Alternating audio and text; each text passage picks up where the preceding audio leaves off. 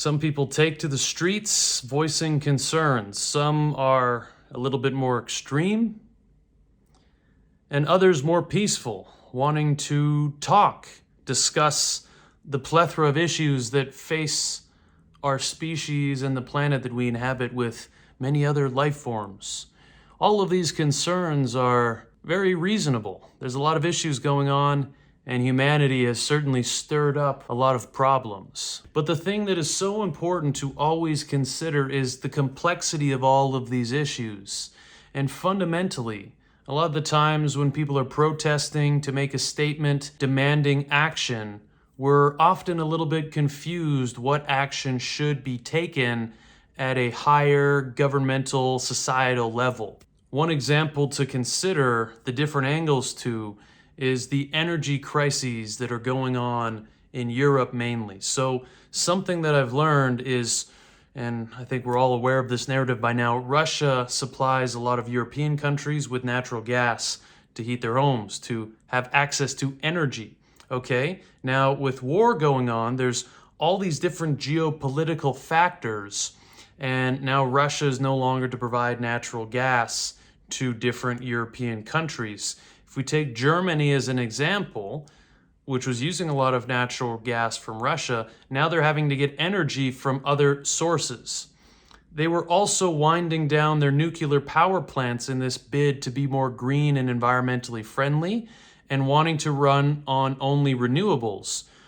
Renewable energy takes time to create, right? Wind farms, solar farms, and then you need to store the energy as well. If you already have a decent system using natural gas or nuclear power, just roll with that, right? Utilize that while you have it. Don't be so hasty to shut things down in the name of the environment. Who knows what's going to happen in the future? There's always different geopolitical games that cause things to change. Germany has to now get energy from other sources. So one thing I've heard is that they're going to get natural gas shipped to them from the United States. If you're thinking in terms of supply chain emissions, right, it was probably producing less emissions to use the pipeline from Russia than to ship it on these big oil tankers now from the United States.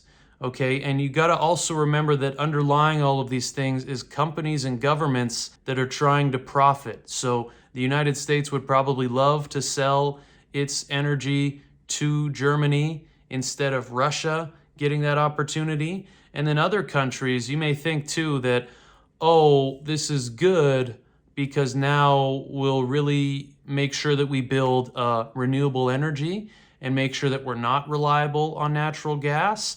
And like, yeah, Germany might do that, but what if China now says, hey, Russia, we'll buy your natural gas. We have a growing population, a population that, by the way, all of our energy emissions are, a lot of them are used to produce the goods that your country is consuming, right? You're starting to see how all of these things are interconnected. So then maybe Russia just buys, or maybe China just buys Russia's natural gas now. So you're thinking, oh, this might be good. There might be a benefit to no more Russian natural gas. And it's like, well, they're still going to get energy shipped to Europe in other ways. And maybe those other ways actually produce more emissions. And maybe Russia doesn't just stop producing natural gas. Maybe it just starts shipping it to China, right? So we got to be careful when we protest or when we yell in the streets to say, we need to make change, do this thing. More solar panels, good. More electric cars, good. Stop oil production now.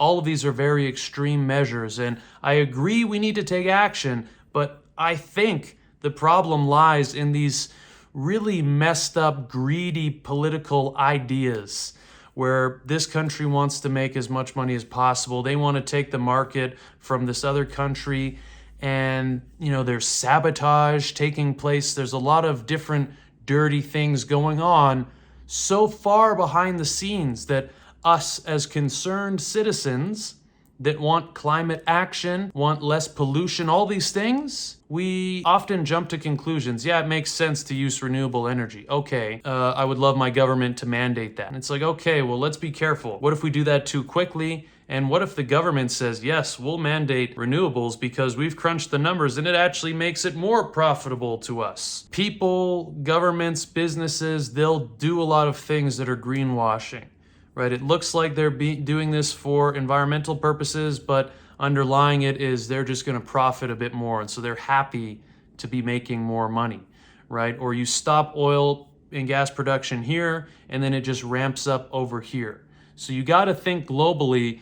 And also, I won't linger on this idea, but you have to also think about the developing nations. You can clean up the energy sector in your own country. If you're living in a developed nation, you can have renewables and this sort of thing. But there can still be a large population in this other country that doesn't have access to that sort of energy. And they're still felling trees, cutting down forests to fuel their home. Maybe instead of investing so much in green energy in your own country, just use the energy that you have currently and invest that money in helping these other people have access to like a baseline level of productive energy production.